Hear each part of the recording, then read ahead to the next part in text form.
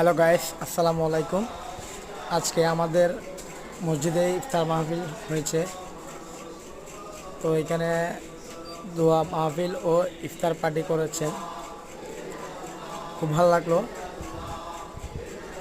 আপনারা আশা করি ভিডিওটা দেখবেন আর চ্যানেলটা সাবস্ক্রাইব করে দেবেন। আসসালামু আলাইকুম।